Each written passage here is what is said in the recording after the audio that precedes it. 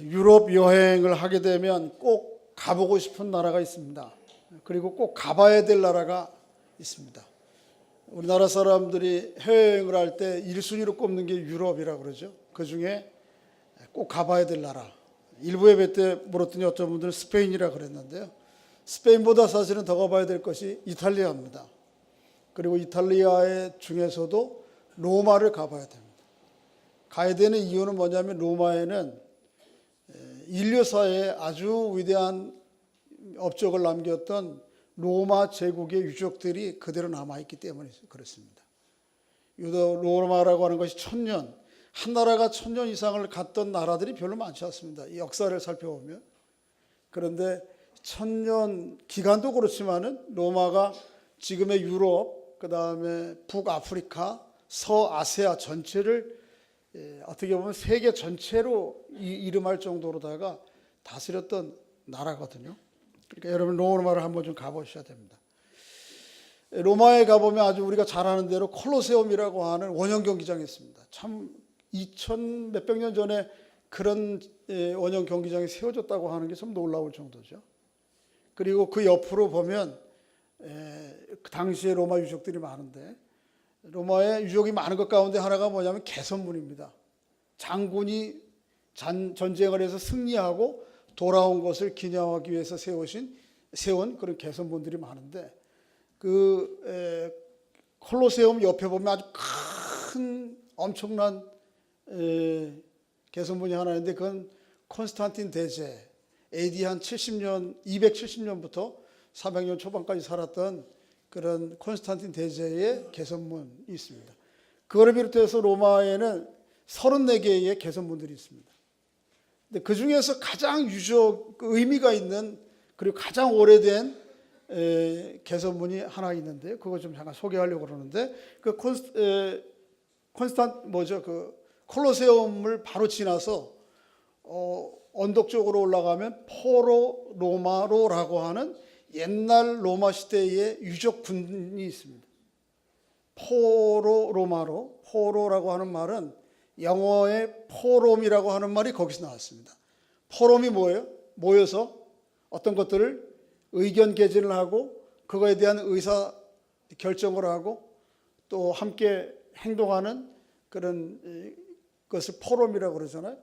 포로 로마로, 로마 당시에 오늘날로 얘기하면 지금이야 뭐 행정, 경제 이런 게 다 분리되어 있었습니다만은 옛날에는 거의 막 같이 있는 거죠. 그래서 정치, 경제, 문화, 심지어 신전까지 있는 그 포로 로마노라고 하는 조그만 타운 안에 그러니까 로마의 심장이라고 할 수 있어요.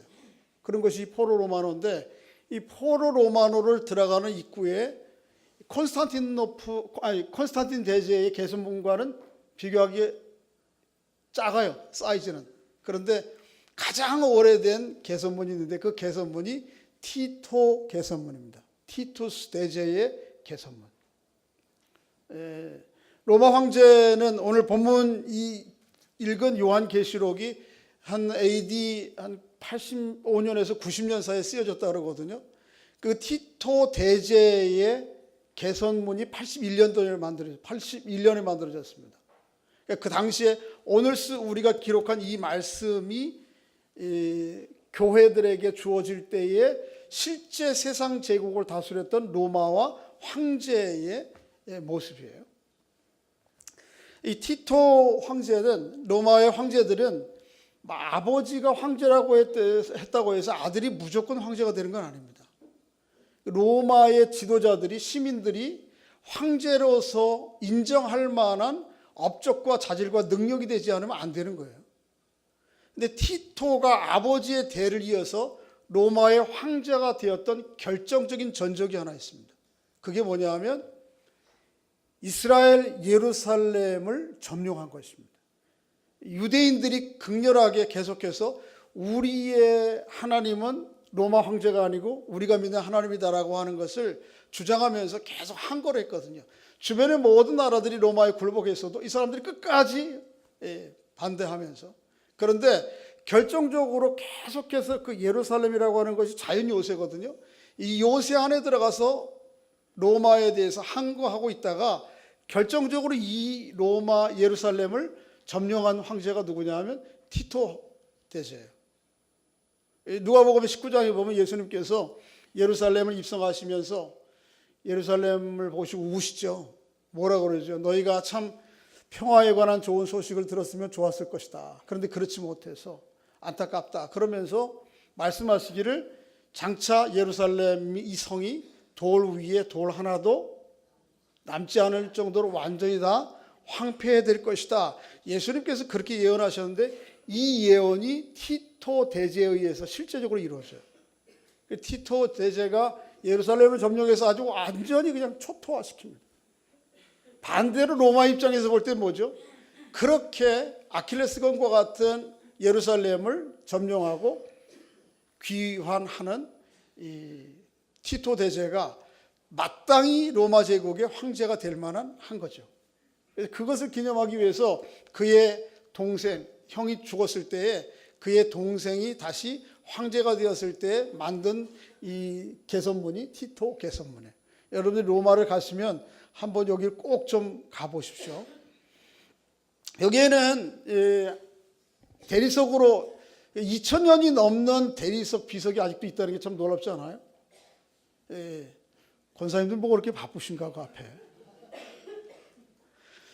개선문이 어떻게 생겼느냐 하면 우리나라에도 비슷한 그런 개선문이 비슷한 문이 하나 있어요. 어디 가냐면 서대문에 가면 독립문이 이게 비슷해요. 이게 어디에서 따온 건가 하면 로마에서 따온 거예요. 거긴 너무 비약인데 사실은 개선문으로 제일 유명한 것이 프랑스의 개선문이죠. 프랑스의 개선문은 너무너무 크게 만들었어요. 이 프랑스 사람들이 장사하기 위한 거예요. 그런데 사실은 이 프랑스도 이 개선문을 어디에서 본따온 건가 하면 로마에서 다 본따온 것입니다. 그게 로마 제국 시대에 있던 형태예요. 그 안에 가보면 티토 황제의 유적들이 기록되어 있는데 그 그림으로 어떤 그림이 있는가 하면 로마의 병사들이 예루살렘 성전 안에 있던 7 금촛대를 전쟁의 전략물로 메고 오는 전리물로 메고 오는 장면이 그 티토 개선문 안에 부조되어 있습니다. 이걸 메노나라고 하는데요. 여러분 혹시 보셨으면 이렇게 하나 밖으로 또 선이 하나 있고 3개 가운데 이렇게 올라가 있는 이게 뭐죠? 유대인들의 7 금촛대입니다. 요한계시록 1장에도 나오는 거예요. 교회로 지칭하는 유대인들은 이것을 생명같이 여겼습니다. 이게 뭘 상징하는가 하면 하나님께서 모세를 통해서 이스라엘 민족을 구원하시고 내가 너를 나의 백성으로 만드시겠다 하는 내용들을 어디에서 보여주시죠? 시내산에서 임재에 나타내 주시죠. 떨기나무 가운데 떨기나무에 불이 붙었는데 불이 안 타는 거예요. 안 사라져요. 그게 뭐예요? 하나님의 임재의 상징이죠. 이걸 보다 더 이제 예루살렘 이스라엘 백성들이 성전 광야 생활을 할 때 성막 안에 만드는 것이 뭐예요? 그게 7 금촛대입니다. 이것을 나중에 예루살렘 성 안에 성전이 생겼을 때 성전 안에 만들었던 것이 금촛대예요. 근데 이거를 뭐예요? 전쟁의 전리품으로 티토 황제가 들고 오는 것입니다. 그건 뭐예요? 로마 입장에서 볼 때는 승리지만 예루살렘 유대인의 입장에서 볼 때 뭐죠? 완전 수치스러운 상징이 그 안에 들어있어요. 또 하나는 뭔가 하면 로마 황제는 이 당시의 티투스 황제는 전쟁에서 이기면 로마의 모든 황제들은 로마로 들어올 때 백마를 타고 들어옵니다. 근데 티토 황제도 역시 4마리의 백마가 이끄는 황금마차를 타고 그 다음에 이 황금마차 좌우에 독수리의 날개가 있습니다. 독수리의 날개는 당시에 신적 제국, 신적 황제를 상징하는 그런 거였는데요. 이 4마리의 마차가 끄는 황금마차를 타고 들어오는 티토 황제의 모습이 그 부조되어 있단 말이에요. 놀랍잖아요. 왜 이렇게 장황하게 말씀을 드리느냐? 이유는 이렇습니다. 저를 보세요. 오늘 읽은 말씀 한 번에 읽어서 그냥 쭉 내려갔는데 오늘 읽은 말씀 가운데 보면 지금 제가 앞에서 소개드렸던 로마의 황제가 승리하고 입성할 때 돌아오는 모습과 같은 거의 비슷한 그림이 연상이 오늘 본문에 나옵니다. 예를 들면 황제가 입성하는 백마를 탄 것이라든지 그 입성하는 황제의 머리에 황금관을 쓰고 있는 거라든지 그가 또 그를 따르는 군대가 있다든지 이런 모든 것들이 당시에 티토 황제뿐만 아니고 그 이전에 있던 많은 황제들이 전승하고 돌아와서 예루살렘으로 돌아올 때 입성하는 모습들. 근데 중요한 것은 뭐냐 하면 오늘의 본문에 나오는 만왕의 왕 만주에 주는 로마의 황제 중에 하나가 아니라는 것이죠.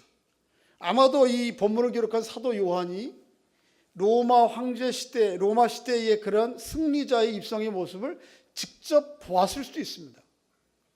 직접 보지 않았어도 아마도 사람들에게 회자되는 이야기를 통해서 그 상황들을 충분히 이해했죠. 그 장면들을 가지고 그렇지만은 여기에 만왕의 왕 만주에 주는 로마의 한 황제가 아닌 누구예요? 이 세상 역사의 최종적인 승리자 되시는 예수 그리스도와 그의 군대들에 대해서 묘사하고 있는 것입니다. 오늘 말씀을 통해서 짧지만은 정말 이 세상의 최종적인 승리자 되시는 예수 그리스도가 어떤 분이신지 그리고 그를 따르는 군대인 여러분과 저는 어떤 사람들인지 어떻게 남은 생애를 그 그리스도의 우리의 대장 되신 주님을 따라 살아가게 될지에 대해서 살펴보기를 원합니다. 자, 저를 보십시오. 서론이 오늘 너무 길어서 벌써 서론이 3분의 1이 갔네요. 로마서 19장에는 최종적인 승리자로 오시는 예수 그리스도와 그리고 그 마지막 세상의 휘날레를 이룰 그의 백성들의 관계를 1절부터 10절에는 어린 양의 혼인잔치를 통해서 우리에게 묘사해 주었습니다. 그렇죠? 기억하세요? 여러분, 세상의 첫 창조 하나님께서 하늘 만드시고 뭐 바다 만드시고 멋진 장면 만드시고 다 만들어도 거기에 사람이 없으면 뭐예요? 아무것도 아니에요. 뭐라 그러지? 안고 없는 찐빵. 네. 여러분이 한번 상상을 해보세요. 이 엄청난 우주를 만드시고 대자연을 주셨는데 거기에 아담 혼자 딱 있어. 그 아담이 누구예요? 나라고 생각하시면 그 나라를 영원히 그런 상태로 살기를 원하시는 분 손 들어봐요. 없어요. 뭐죠? 그리고 아담이 혼자 돼서는 안 되고 아담의 파트너 된 누가 있어야 돼요? 하와가 있어야 되고 그를 통한 사람 관계들이 있어야 그 세상이 멋진 거예요. 그래서 이 첫 창조의 피날레로 창세기 2장 마지막 부분에 보면 아담과 하와의 혼인 예식을 하죠. 이게 첫 창조의 절정이에요. 유사하게 마지막 창조는 예수 그리스도 신랑 되신 예수 그리스도와 신부된 교회, 그의 성도들 사이의 혼인잔치의 모습으로 이 세상의 마지막 새 창조의 휘날레를 그리고 있는 것이 19장 1절부터 10절이에요. 결혼식은 오늘 신혼부부 보기만 해도 기분이 좋아요. 결혼식은 마음이 열리고 평화롭고 한가롭고 참 기대가 되고 기쁘고 즐겁고 그렇잖아요. 근데 그랬던 무대가 오늘 본문에는 완전히 다른 모습으로 바뀌는 거예요. 결혼식이 무대가 아니고 오늘 본문은 뭐예요? 전쟁터에서 피비린내 나는 전쟁을 하고 돌아온 전사와 그를 따르는 사람들의 모습으로 바뀐 것이에요. 두 가지 모습이에요. 그렇지만 똑같은 내용을 사실은 이야기하려고 하는 것이죠. 오늘 본문에 나오는 주님은 어떤 주님이에요? 혼인잔치의 신랑이 아니고 전쟁터에서 전쟁을 이기고 돌아오는 전사로서의 메시아. 그리고 교회도 그의 신부된 교회가 아니고 뭐예요? 전쟁터에서 피비린내 나는 전쟁을 마치고 승리하고 돌아오는 대장을 따라 아직도 피에 옷이 묻힌 채로 돌아오는, 그러나 승리의 입성을 하고 있는 교회 모습으로 그리고 있는 것입니다. 교회는 이 두 가지 모습이에요.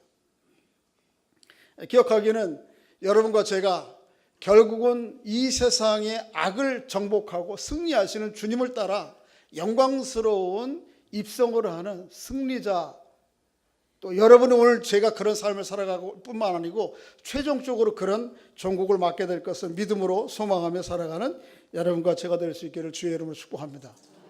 서로에게 한번 확인해 주시기 바랍니다. 당신은 승리하신 대장 대신 주님을 따르는 주님의 거룩한 군대입니다. 할렐루야.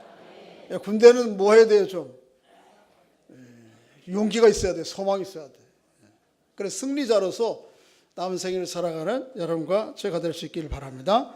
자, 먼저 이 승리에 앞장서신 주님이 어떤 모습인지 오늘 본문은 7가지로 묘사해 줍니다.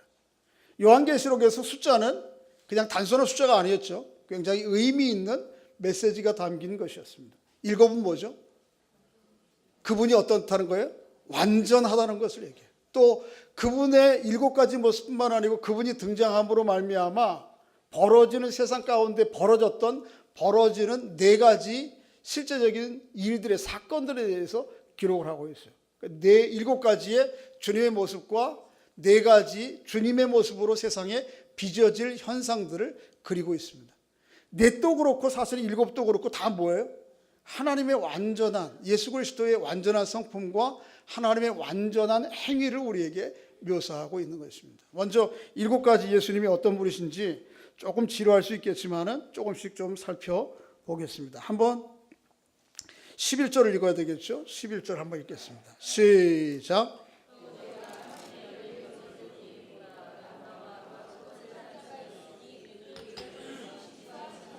네, 말 탄 자 어떤 말을 탔어요? 백마. 이건 뭐예요? 승리자로. 당시에 육신적으로는 뭐예요? 로마의 황제가 등장하는 거지만 지금 여긴 로마의 황제가 아니고 뭐예요? 하늘에 열린 것을 보았어요. 이 하늘이라고 하는 것도 단지 저 하늘 아니죠. 이게 뭐예요? 초월적 세상. 눈에 보이는 이 세상과 보이지 않는 영원한 세상 전체를 뛰어넘어서 종국의 승리자로 오시는 주님을 그렇게 묘사하는 거예요. 어떤 모습이에요? 백마를 타고 있단 말이죠. 근데 백마를 타신 주님의 모습이 이름이 뭐냐 하면 뭐죠? 충신과 진실. 충신과 진실이라는 이름에 걸맞는 분이라는 거예요. 여러분과 제가 주님께서 하나님께서 충신과 진실함으로 대하셨던 것처럼 행하셨던 것처럼 여러분과 제가 그런 사람들 될 수 있기를 바랍니다. 요한복음 4장 34절에 보면 예수님께서 그렇게 얘기하셨어요. 나의 양식은 나를 보내신 이의 뜻을 행하며 또 그의 일을 온전히 이룬 것이라. 한번 따라해 보겠습니다. 나의 양식은 나를 보내신 이의 뜻을 행하며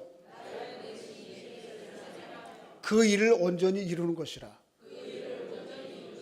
내 양식이라고 하는 것이 자기 생명이라. 내 생명과 같은 것은 뭐냐 하면 예수님 말씀하시기를 나를 보내신 이의 뜻을 이루는 것이고 나의 보내신 이의 뜻을 온전하게 이루는 것. 이게 충신과 진실이라는 말이에요. 여러분과 제가 주님처럼 하나님께 충성하고 하나님의 뜻을 온전히 행하는 그리스도의 군대 될 수 있기를 주의 이름으로 축복합니다. 두 번째 주님의 모습이 뭐냐 하면 11절 하반절에 보면 그가 공의로 심판하며 싸우셨다는 것입니다. 우리 주님은 어떤 분이시라고요? 공의로우신 분이에요. 세상에는 진정한 공의가 있어요, 없어요? 주님의 공의와 같은 공의가 이 땅에 온전히 임하기를 간절히 소원합니다. 그렇지만은 그럼에도 불구하고 세상의 공의는 완전한 공의는 없습니다. 우리 주님 오셔야 완전한 공의가 있습니다.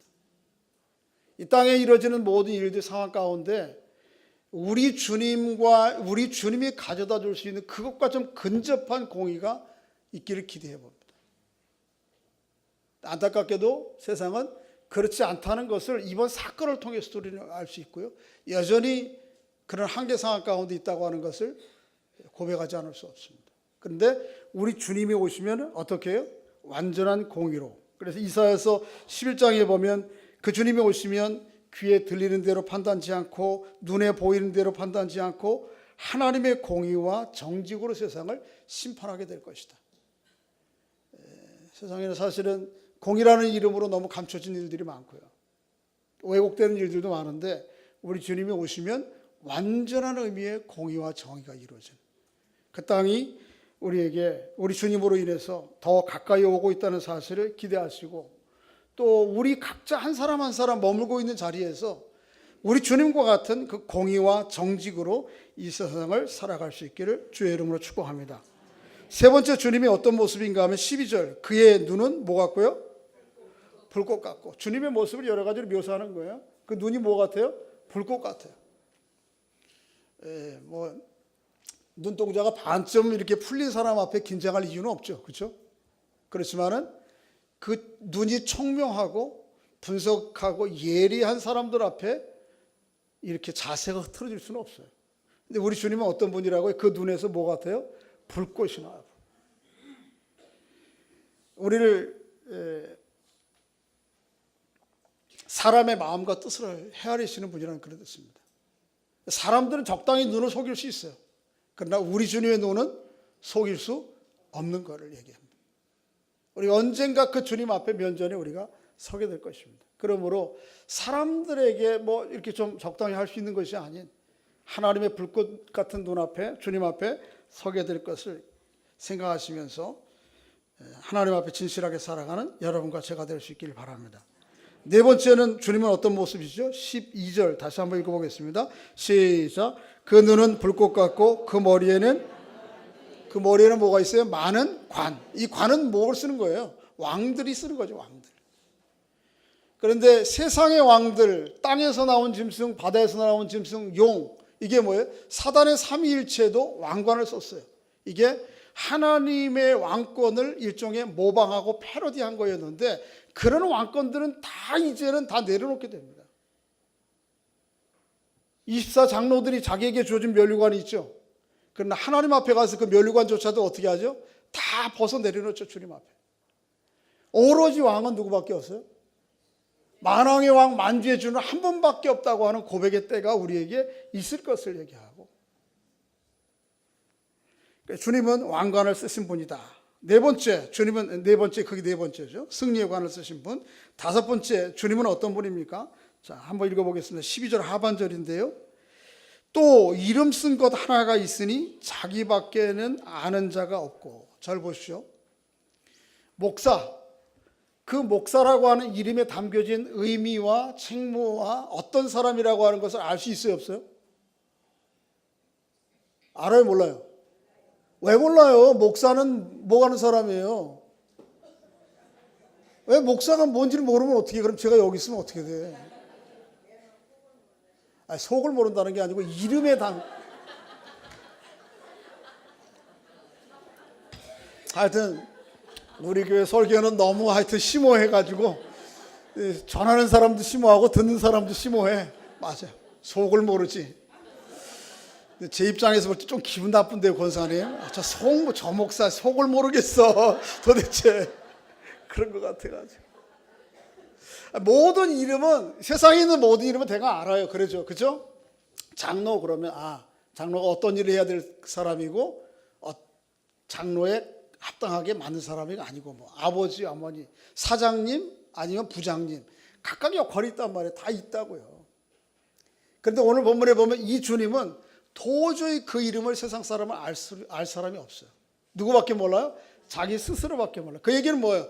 이 세상에 있는 어떤 직분과 지위와도 이전에 없었던 그런 이름을 가지실 분이라는 거예요.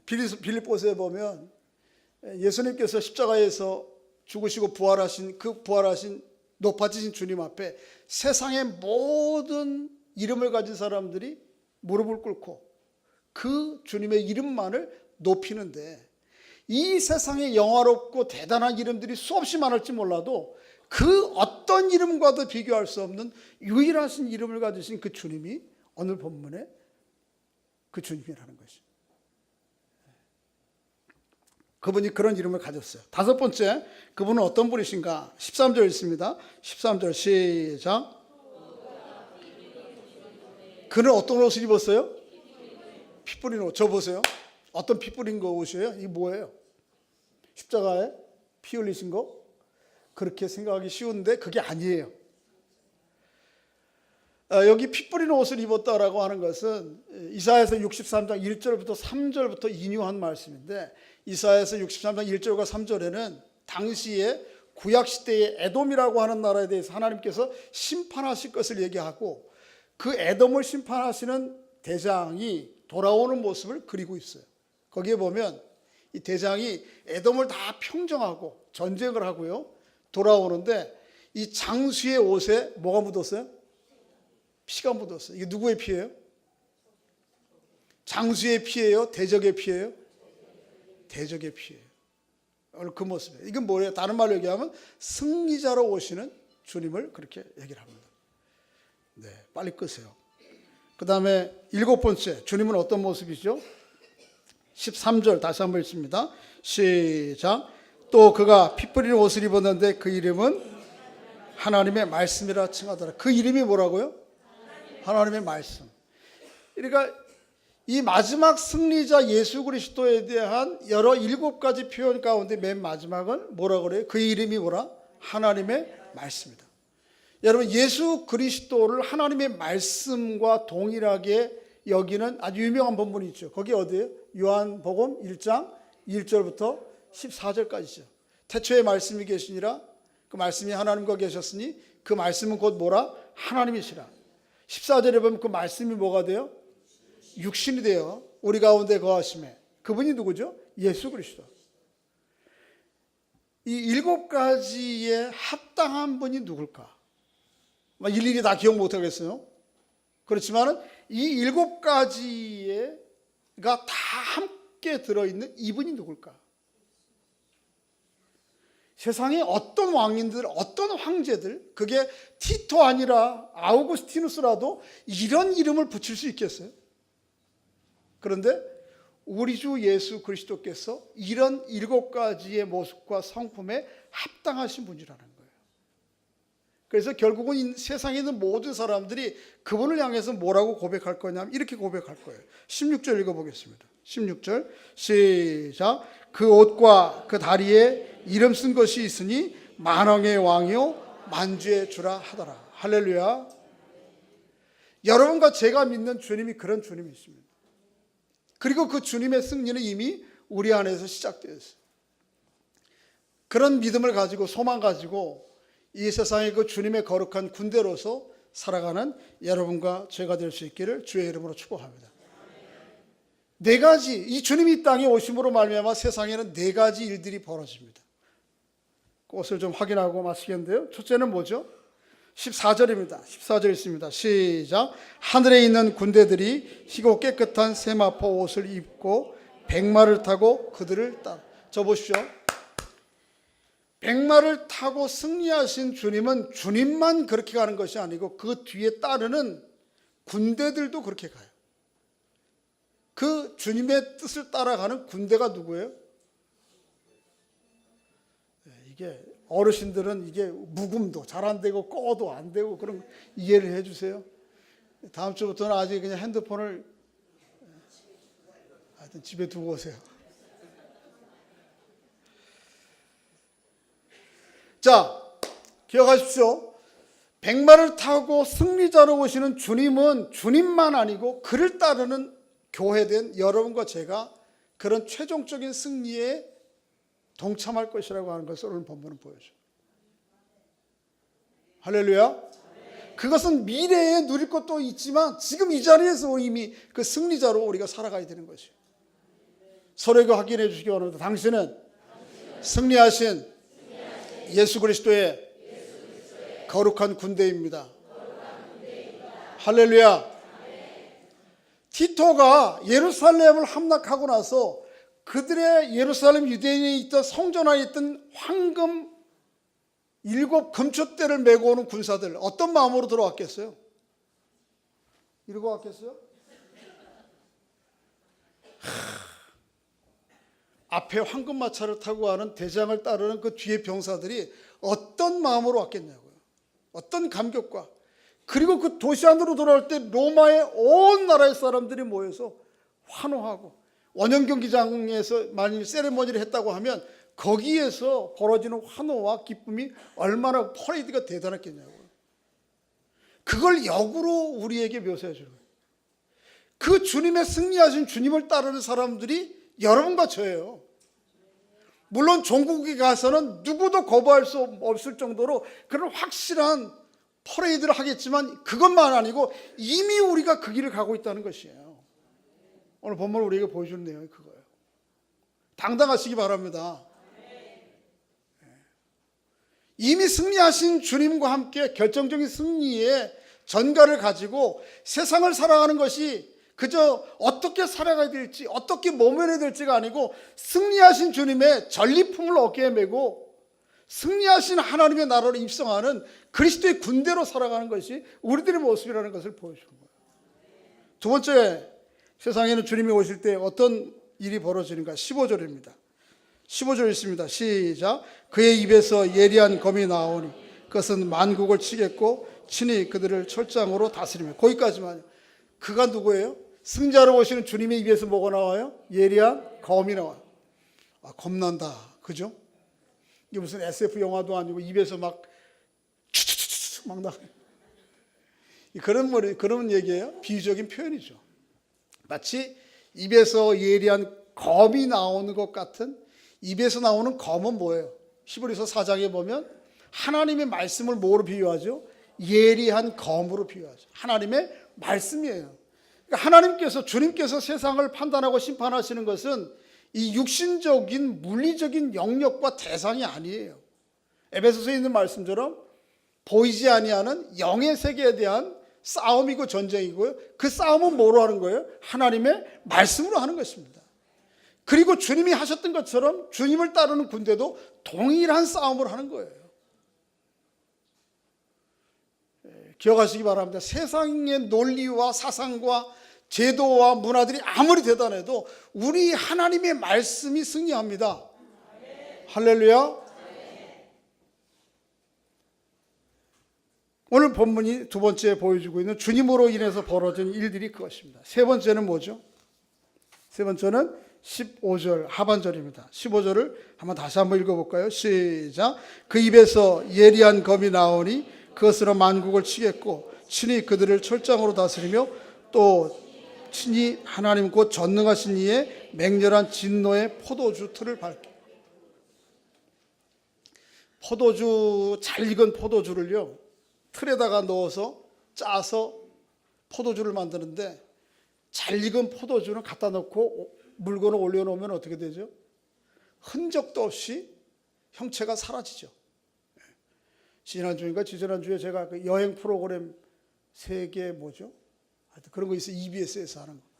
거기에 어느 나라 보니까 포도주 틀에다가 안 하고 사람이 직접 밟아서 포도주를 얹게더라고요. 4사람, 5사람이 아주 어깨동무를 하고 2시간 동안 계속 밟아. 그런데 뭐 그 여행자로 가이드로 간 사람도 자기도 해보겠다고 대강 발 씻고 가서 하더라고. 근데 특별히 맛있대요. 그렇게 꼬랑내 나는 발로 밟은 포도주. 그런데 이 잘 익은 포도주를 짓문 깨는 포도주 틀은 뭘 얘기해요? 한번 밟히면 형체도 없어지는. 주님의 심판이 결국은 세상의 악에 대해서 그렇게 심판할 것을 오늘 본문은 이야기하고 있는 것이죠. 자, 네 번째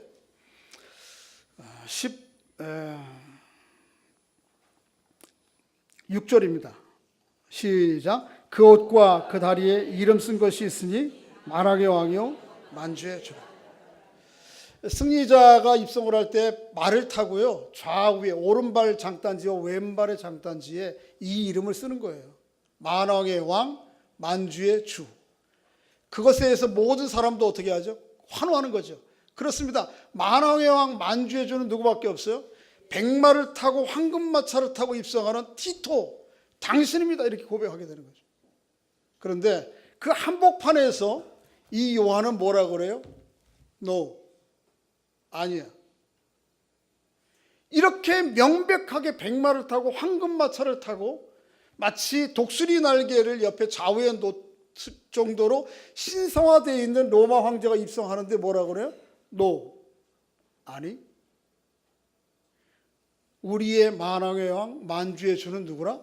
예수 그리스도라고. 여러분, 이게 얼마나 놀라운 고백이고 결정인지 몰라요. 눈앞에는 뭐가 와요? 실제적으로 백마를 탄, 황금마차를 탄, 실제적으로 로마의 전승을 기념하는, 그래서 로마의 모든 사람들이 환호하는 황제가 입성하는 그 앞에서, 그 앞은 아니겠지만 예수 믿는 사람들 마음 가운데 아니, 진정한 만왕의 왕 만주의 주는 눈앞에 보이는 그 사람이 아닌 우리 주 예수 그리스도. 이게 이제 조금 더 시간이 지나면요, 로마가 기독교를, 예수 믿는 사람들을 본격적으로 탄압할 때 이것 가지고 묻습니다. 너의 주는 누구냐? 여러분, 한 나라의 주가 둘이면, 왕이 둘이면 이거 문제입니다. 그렇죠? 이 나라에도, 지금 이 시대에도, 21세기에도 언론과 자유와 자기의사 표현이 자유로운 나라 할지라도 이 나라는, 국권은 대한민국 민주공화국이 아니고 여기서 200km만 위로 올라가면 또 다른 나라가 있잖아요. 이 나라의 주권과 정통성은 아마 저쪽일 수도 있을 거리요 얘기하면 어떻게 되죠? 당장 문제가 되는 거예요. 지금 이 시대에도, 개인의 자유와 언론이 허용되는 이 시대에도 말이 안 되는 거죠. 이건. 봉건주의 시대 가운데, 그래서 황제가 누구예요 지금? 하나님이잖아요. 신으로 여겨진, 그리고 그 일들이 아주 현격하게 눈앞에 드러나는 그 시대 한복판에서 너희 주가 누구냐? 여러분, 그 속에서 여러분의 주는 그리스도요, 살아계신 하나님.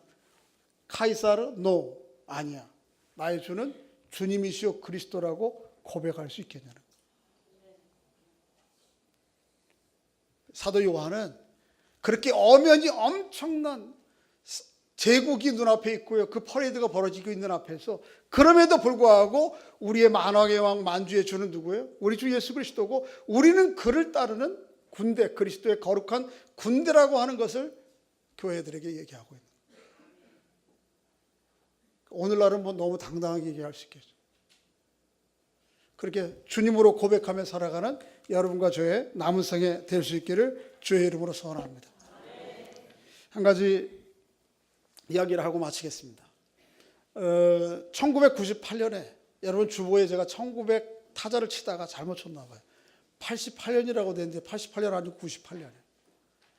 1998년에 처음에 서두에서 말씀드렸던 로마의 티토스의 개선문 앞에서 기념식이 하나 벌어졌습니다. 이 기념식이 어떤 기념식이냐면, 로마의, 이탈리아에 사는 유대인 공동체가 티토스의 개선문 앞에서 이스라엘의 건국 50주년을 기념하는 기념식을 한 거예요. 생각을 좀 하셔야 됩니다. 티토는 어떤 사람이에요?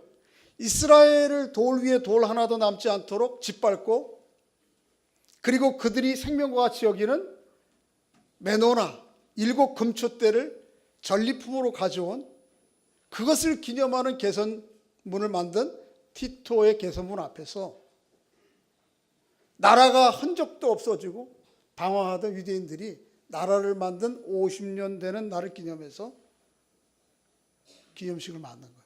어떤 메시지죠? 이런 거죠. 자, 보세요. 로마의 제국과 티토 황제가 아무리 대단했어도, 그래서 예루살렘을 초토하고 그들이, 이 유대인들이 생명과 같이 여기는 메노나를, 금초대를 전리품으로 가져왔다 할지라도 봐라. 지금 로마가 있어요, 없어요? 로마라고 하는 지명과 도시는 있는데 로마 제국이 있어요, 없어요? 없어요. 티토가 신격화될 정도로 대단했지만 티토 있어요, 없어요? 없어요. 그런데 그렇게 짓밟히고 아무것도 없고 세상 가운데 사라졌던 이스라엘이 다시 건국을 해서 세상 가운데 존재한다. 이걸 역설적으로 메시지로 보여주려고 한 것이 그 행사였어요. 물론 우리 그리스도인 입장에서 생각할 때, 성경의 관점에서 볼 때에 지금의 육신적인 이스라엘 나라, 현대 국가를 성경에서 말하는 하나님의 나라와 동일시할 수 없습니다. 그럼에도 불구하고 이 모든 상황과 여건들, 행사를 통해서 고백하게 되는 것은 뭐냐 하면, 그렇다. 세상 제국이 로마와 천년과 같이 아무리 영화롭고 그 황제가 아무리 대단하다 할지라도 세상 제국과 나라는 오고 가는 거예요. 영원한 나라, 하나님 나라밖에 없고요. 영원한 만왕의 주, 만주의 주 누구밖에 없어요? 예수 그리스도밖에 없어요. 이거는 신앙의 문제가 아니고 실제의 문제예요. 그렇게 주님을 고백하며 따르는 그리스도의 거룩한 군대로서 이 세상을 당당하게 살아가는 여러분들 될 수 있기를 주의 이름으로 축복합니다. 하나님의 말씀을 가지고 세상 가운데 나가서 전리품을 가지고 다음 주에 오셔야 됩니다. 할렐루야. 우리가 매주 그래야 돼요. 매주 하나님의 진리의 말씀으로 무장해서 우리 생각과 마음에 무장해서 이 세상 가운데에서 하나님의 말씀으로 세상을 승리하고 살다가 돌아와서 이 전리품을 가지고 왔습니다. 우리는 이렇게 싸우다 왔습니다라고 주 앞에 고백하고 찬양하는 것이 매주의 예배와 고백이 되어야 된다는 거죠. 사도 요한이 오늘 우리에게 주시고자 하는 말씀이 바로 그것입니다. 서로에게 한번 사도 요한의 입을 대신해서 서로에게 말씀해 주시기 바랍니다. 당신은 십자가와 부활로 승리하신 예수 그리스도를 따르는 주님의 거룩한 군대입니다. 할렐루야. 육신을 가졌기 때문에 연약함 때문에 때는 눈물을 흘리고 낙심할 수 있습니다. 그게 최종적인 우리의 자리가 돼서는 안 됩니다. 어떻게 되죠? 다시 일어서서 당당하게 세상을 향해 나아가는, 그리고 세상에서 하나님의 뜻을 마치 입에서 나오는 말씀의 검으로 세상을 이기고 승리하시던 주님과 같은 승리의 삶을 살아가는 여러분과 제가 될 수 있기를 주의 이름으로 축복합니다. 아버지 하나님, 은혜 감사합니다. 그렇습니다. 세상 나라가 아무리 대단하고 그 황제가 아무리 대단해도 그 나라는 영원할 수가 없습니다. 영원한 나라는 우리 하나님의 나라일 뿐이요, 만왕의 왕 만주의 대신 우리 주님뿐입니다. 그렇게 주님을 고백하며 주님을 따르는 그리스도의 거룩한 군대 되도록 주여 은혜를 베풀어 주시옵소서. 주의 말씀을 저희들에게 허락해 주시고 이 말씀을 가지고 또 세상 가운데 나가 승리하는 한 주간 될 수 있도록 주님 은혜를 베풀어 주시옵소서. 예수님의 이름으로 기도하옵나이다. 아멘.